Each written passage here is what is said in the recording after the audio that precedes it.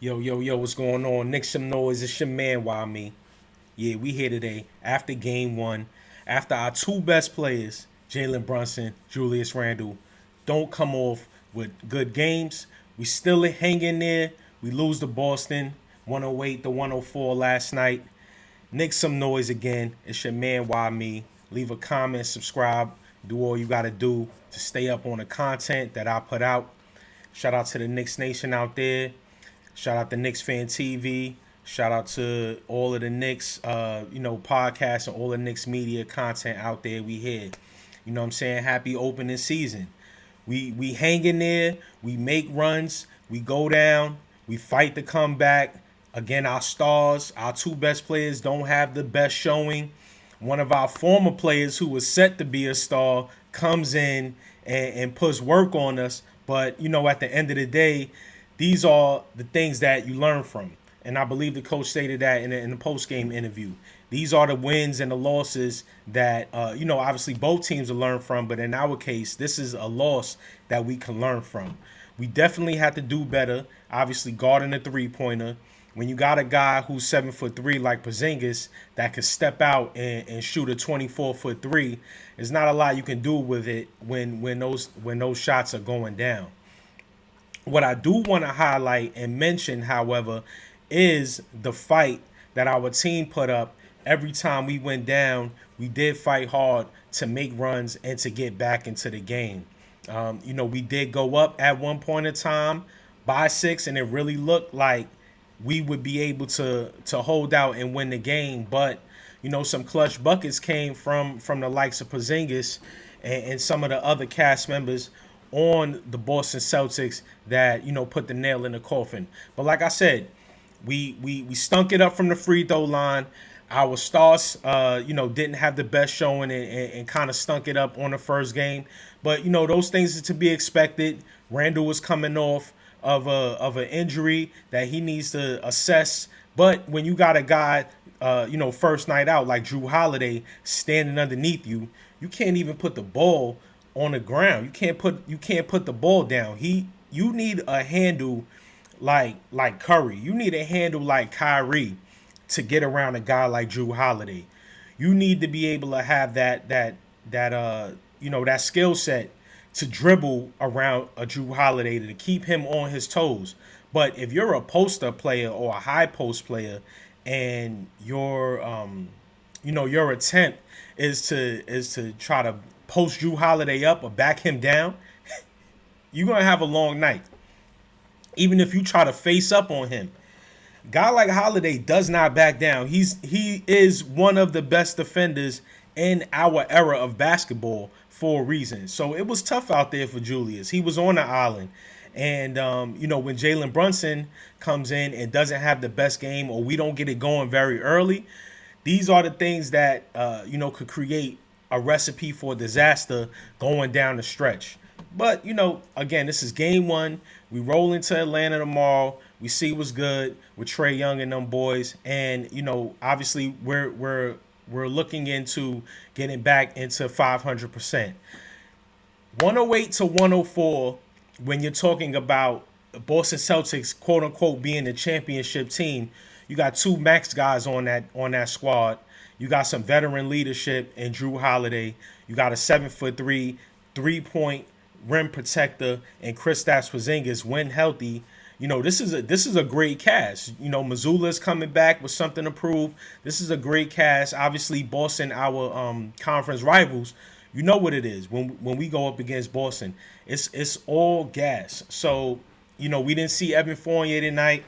We didn't see some other guys. But at the end of the day, this is the rotation that it looks like Tibbs is going to go with. We did get some huge minutes and some huge bench production from the unsigned, restricted free agent known as IQ Godson Emmanuel Quickly. So shout out to Quick, come through off the bench, 24 points, 5 of 7 from 3, 7-11 from the field total. Quick is looking like a dog out there. One of my boys said it looked like Quick got taller. I can't really tell, but at the end of the day, Quick definitely is a baller. He's one of the most professional young guys that we have in this league, and it's definitely the pleasure that have him as a Knick. That's another around for another time as far as whether or not we should sign quick or how much we should sign him for. What I think for a guy like this, if he can give us a consistent 20 off the bench, then a contract, for something like that should be around, 15, $16 million a year for about 4 years. And obviously the difference is him coming off the bench, making 25 million a year or getting $100 million contract that he knows that he's most likely worth. Like if you look at his stat line again, 24 points, 2 offensive rebounds, 4 defensive rebounds for a total of 6 rebounds, 4 dimes, 1 steal, and he had 2 turnovers and 3 fouls. But obviously, coming off the bench and being a ball handler and things like that is sometimes to be expected. You may turn the ball over, you may lose it in transition and have to pick up a foul or what have you. So that's not even really a biggie. But at the end of the day, unfortunately, Quick didn't win his matchup. But again, 24 points off the bench will prove worthy, money worthy, contract worthy in the future. So again, I hope we get to re-sign quickly next year. What I'm looking at, however, is definitely getting a better game from our 2 leaders, Jalen Brunson and Julius Randle, who are already on record as some of the most accountable guys there are, especially Jalen Brunson. So he knows that he has to be better. Randle knows that he has to be better. But again, for Randle, going up against a guy like Drew, when you got a guy like that who doesn't back down, you can't post him up. He's an undersized power forward, but can play, from 4 all the way down to a 1. That's Drew Holiday. That's Drew Holiday. He's an all-time great for a reason.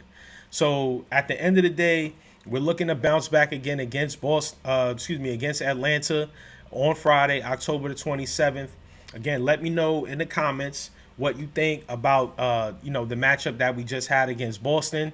How do we look in the future? What things that we have to do differently when we play them again.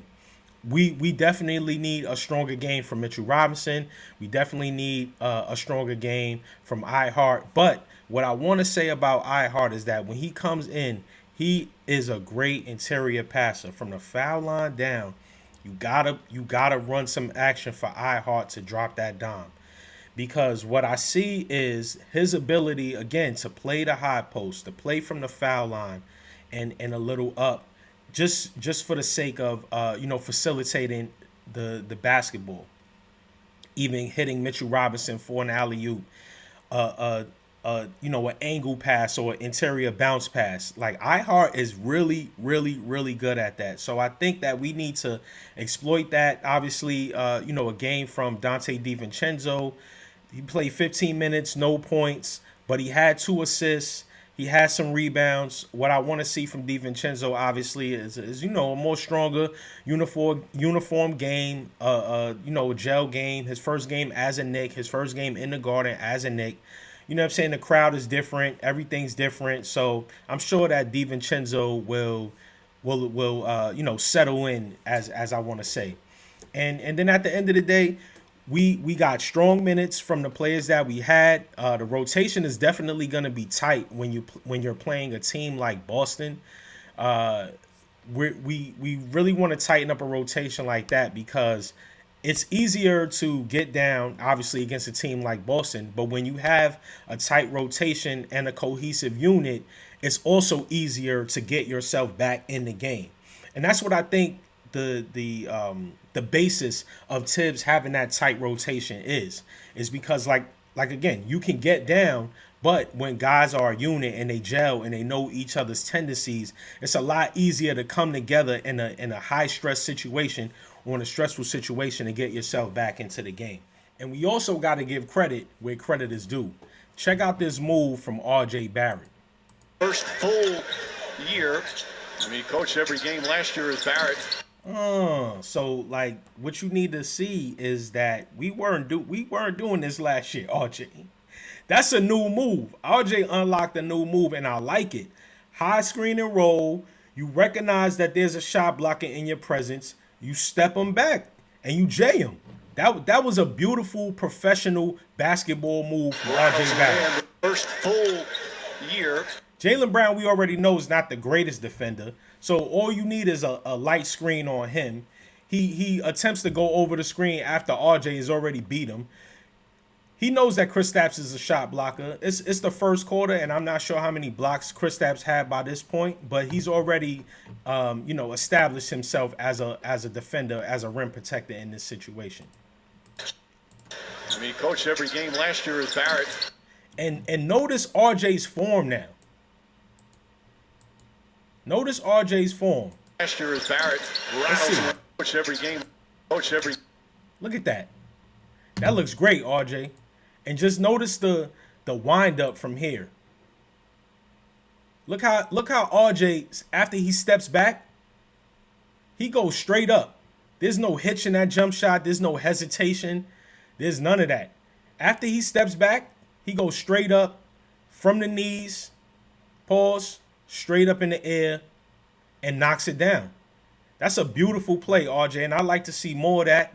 Obviously, 24 points, not too shabby. So let's go to Friday's matchup. Let's see what they got. The matchup predictor on ESPN says that we'll lose. They have us 60-40 as the underdog to the Atlanta Hawks. The points rebound in this series, according to ESPN, is R.J. Barrett and Trae Young. Rebounds is Julius Randle, and Clint Capella represents the rebounding leader on the Atlanta Hawks side. And the assist leader is Julius Randle, and Trae Young represents the assist leader naturally on the Atlanta Hawks side. So with Julius having that matchup with Clint Capella, there's going to be instances where Julius is going to need to post the ball up, where Julius is going to have to shoot that three, and obviously find his mix.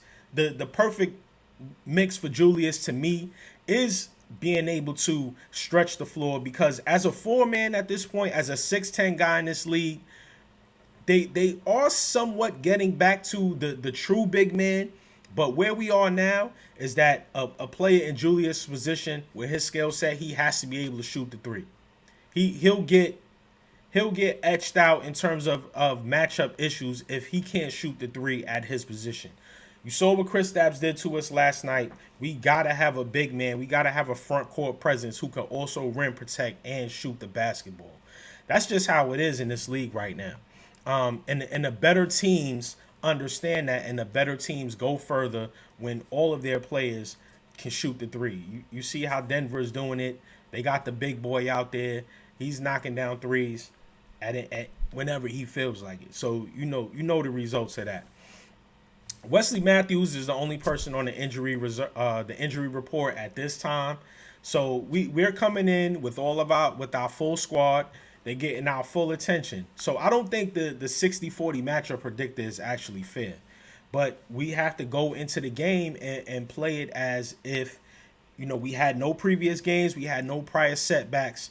The officiating in the Boston matchup was absolutely horrible. There was so many plays that did not go our way, but you gotta rebound from that. You gotta come back and you gotta say, okay, things didn't go our way, but we have to, we're going again against a formidable opponent, against another team that we've established a rivalry with, and we need to go in there with the open mind to play basketball once again. So it's the beginning of the season, not too much pressure. Not too much constraints on how we play basketball, not too much constraints on the rotation and where we find ourselves. And obviously there's not a lot of data, from this season. So we just need to go into it, just being optimistic.